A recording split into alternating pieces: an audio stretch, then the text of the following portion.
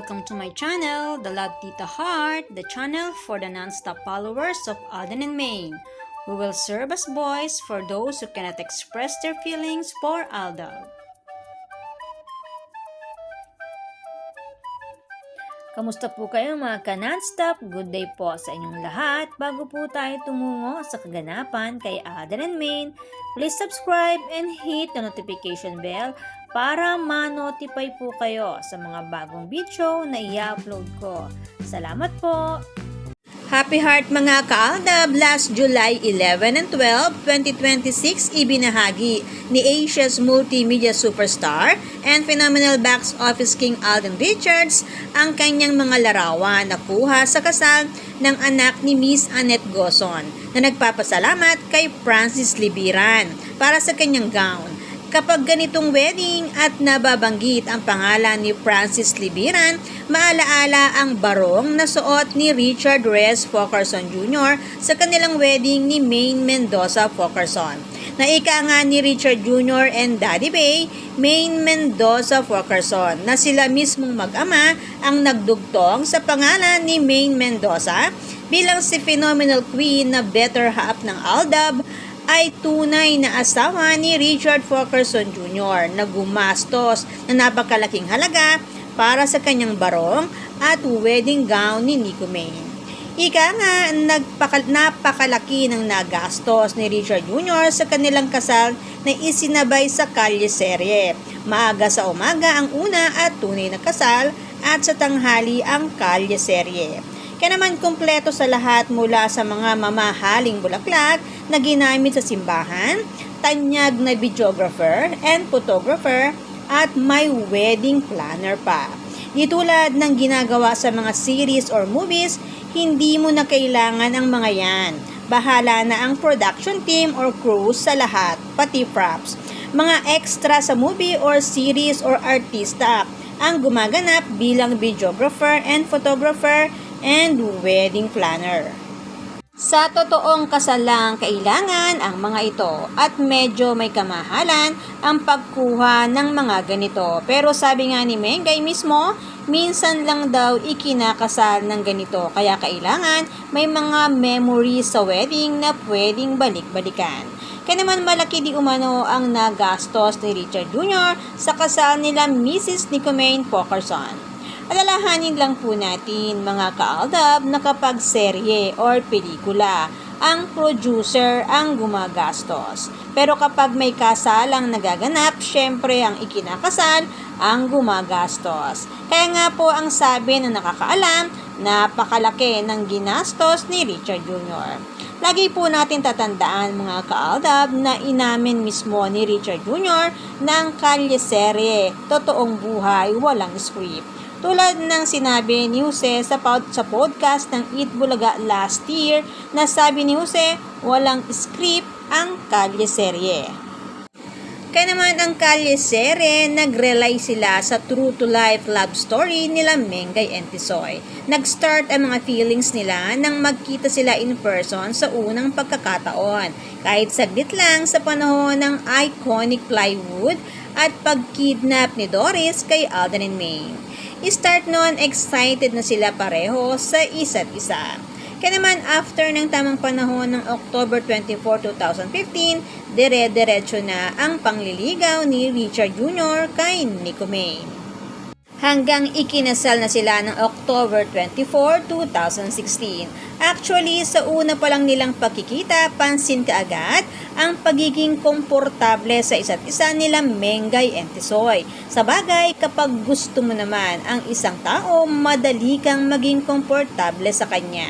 At kapag iniibig mo na ang tao na yan, at naramdam mo rin na iniibig ka niya, nagiging masaya ang bawat segundo, minuto, oras at buong araw niyong dalawa. At pakiramdam mo na hindi ka na mabubuhay nang wala siya.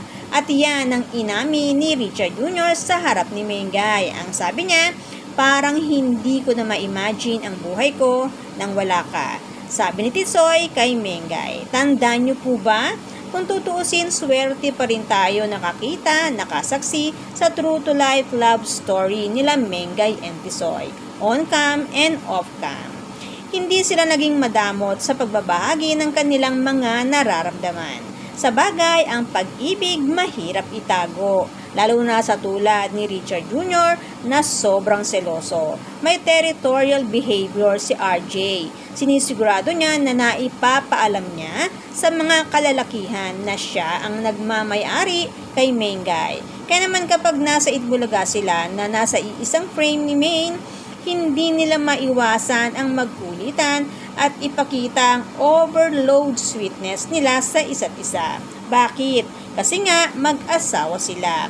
Kaya nga hanggang year 2023 na nasa 7 pa ang Itbulaga at may chance na magkasama sila Mengay and Tisoy sa naturang programa, galawang mag-asawa pa rin ang ating nakikita kahit may pagbabawal na di umano sa kanilang mga gesture na hindi naman kayang iwasan ni Tisoy. Kaya naman ang tanging naging sagot, tuluyan paghiwalayin ang dalawa, isa sa 5 at isa sa 7. Pero ika nga ni Richard Jr., itong mga nakaraang buwan lang, malayang malaya na siya sa lahat ng bagay. Kaya naman wait lang tayo sa sinabi na ito ni Richard Jr. Basta ang importante po mga kaaldab, masaya ang Fokerson Jr. family.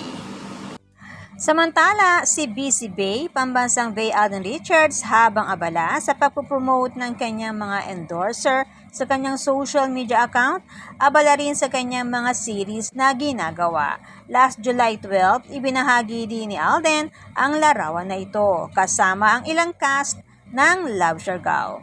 And July 15, 2026 and July 19, 2026, abala naman siya sa Code Gray. And last July 16, 2026 sa araw ng 11th year anniversary ng Aldab, naging abala si Richard Jr. sa pagbisita sa ilang eskwelahan, kasama ang DepEd sa Ciudad Nuevo Elementary School in Naik, Cavite and Caloocob Elementary School para sa isang documentary. Mahalaga talaga kay Richard Jr. ang education. Kaya naman kabilang si RJ ngayon bilang tagapagtaguyod ng education para sa educational reform na pwedeng makatulong sa mga mag-aaral. Lumalawak na ng husto ang pagiging advocate ni Richard Jr. Hindi na lang sa showbiz umiikot ang mundo ni Alden Richards, kundi sa mga gawaing pangmamamayan. Darating din kaya ang panahon na uupo rin si Richard Jr. sa gawaing panggobyerno?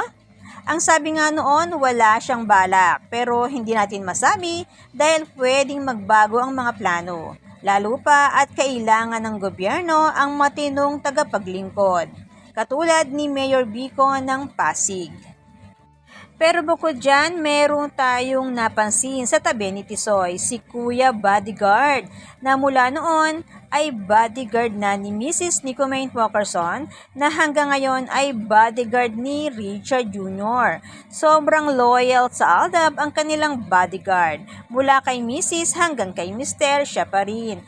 Nataon pa na 11th year anniversary ng Aldab, lantaran muling ipinakita si Kuya. Huling nakita si Kuya sa mall tour ng 5 Breakups and a Romance at sa shooting ng Out of Order. At ngayon muli, July 16, 2026 sa school visit ni Richard Jr. para sa isang documentary. Natapat pa na 11th year ng Aldab. Na tila ba sinasabi ni Tisoy na mula noon hanggang ngayon, Aldab pa rin, na ang bodyguard ni Mrs. Nicomane ay siya rin na kanyang bodyguard, magpasa hanggang ngayon. Time ng hashtag main goals itong larawan na ito ng year 2022 na si Mengay ang kanyang pinapayungan. At ito naman ay October 2023 sa panahon ng 5 Breakups and a Romance. At itong pinakabago, July 16, 2026. Pero nagsimula si Kuya sa panahon pa ng Aldab bilang kanilang bodyguard. Tandaan po natin mga ka-Aldab, matalino ang mag-asawang Mengay and Tisoy. Alam nila kung paano sila makapagbibigay ng message sa buong fandom ng Aldab Nation and true-blooded Aldab Nation. Ang mensaheng nakikita natin sa ipinakita na ito ni Richard Jr. ay isang loyalty message or tapat na mensahe. Tapat na mensahe para sa tagapagtangkilik ng Aldab, tapat or faithful. Tulad ng forever na para kay Tisoy, meron silang forever ni Mengay. Tulad ng hiling nila Alden and Main sa fandom ng Aldab Nation and True-Blooded Aldab Nation, sana po kita-kita po tayo hanggang sa dulo. Sana po kita-kita po tayo hanggang sa finish line, sabi nila Mengay and Tisoy. Sabi nga, loyalty message or mensahe ng katapatan is a great way to show you care or isang magandang paraan para magpakita ng malasakit. Hindi man nila madirekta ng agad-agad ang Aldab Nation sa ipinaglalaban nito, masasabing gumagawa pa rin naman sila ng mga bagay or paraan para magbigay ng paramdam para sa fandom. Ika nga, bawat bagay may proseso. Kung may panalangin, may hinihiling.